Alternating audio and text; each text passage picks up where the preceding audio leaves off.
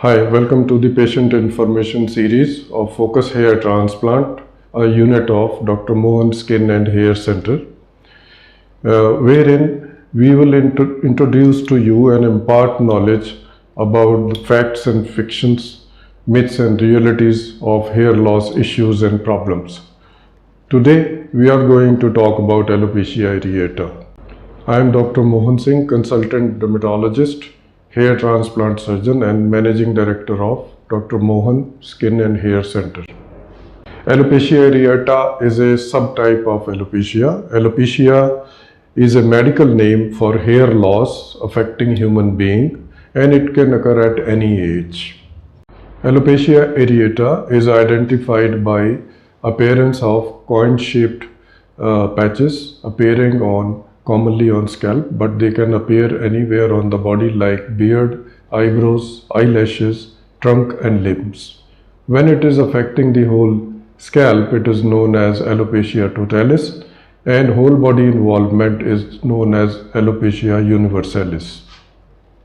Now I would like to show you these patches on slides.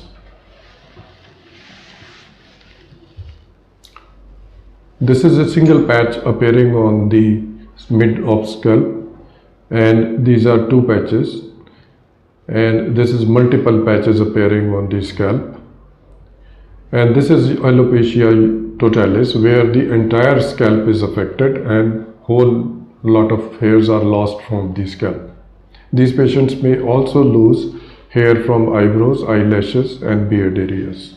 The specific cause of alopecia areata is unknown and is a matter of active medical research. However, it is caused by autoimmune dysfunction of some unknown reason. The body's own protective mechanism starts destroying the hair bulb and roots by setting in inflammation there, and the groups of hair roots are after destruction show as clinically bald patches. Fortunately, the hair roots cells are left behind and are intact, and they can start producing hair again by various therapies and medical treatment. What is the natural course of alopecia areata and the chances of regrowth in the future? It is difficult to predict the natural course of the disease. That is, how much hair will be lost and over how long period they will be lost. The chances of hair regrowth are better if the less amount of hair is lost and small patches regrow hair within a period of 1 year. If more than half the hairs are lost, then recovery chances are not good, and most of the patients also continue to get more attacks in the future. Chances of hair regrowth are less in case of alopecia universalis and alopecia totalis. Prognosis is poorer in the presence of other autoimmune diseases like thyroid disease, diabetes, lupus and vitiligo, which is a white patch disease. What are the myths and realities about alopecia areata? Is it a communicable disease? No, it is not a communicable disease. And there are chances of 20% chances of people with alopecia areata also have a hereditary history. That means there is a genetic predisposition in alopecia areata. The biggest myth is that many patients of alopecia areata are so distressed and stressed by their look that they approach and desperately search for hair transplant surgeon. Here I want to clarify that alopecia areata cannot be treated by hair transplant surgery. It has to be managed by pure medical treatment by expert dermatologists only. Some detrimental and harmful treatments like desi treatments and home remedies should not be tried by patients because they can cause skin damage by causing ulceration and infection, whereby completely damaging the hair roots and bulbs and causing severe scarring, and in this scars the further growth of hair cannot be there. Now we are going to discuss about the treatment and the possible outcome of therapies.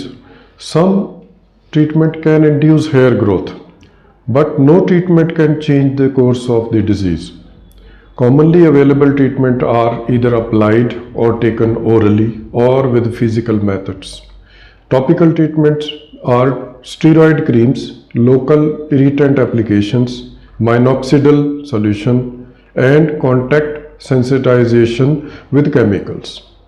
Physical methods are with laser light stimulation, PUVA therapy, which is a combination of Soralin with ultraviolet light, and this success rate with this is very less.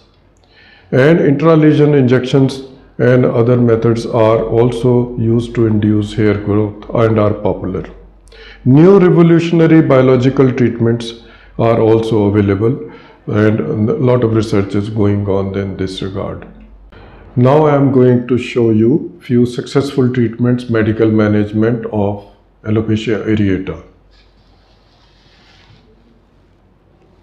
This is a patient of alopecia totalis, where the hair is lost from all over the scalp and eyebrows, and this is her picture after treatment. This is another patient with a large patch on behind the scalp, and this is her picture after successful treatment. This is another patient with a large patch on the occipital region and behind the neck, and hair growth is beginning to show after few months of treatment. Later on it will cover completely. This is a child with many patches affecting the scalp, and this is his treatment after successful management.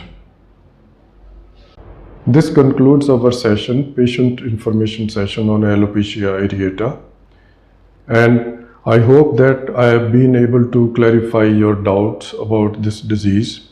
If you or your any known relative or family friends are suffering from alopecia areata, I would advise you to contact an expert dermatologist for treatment. Thanks.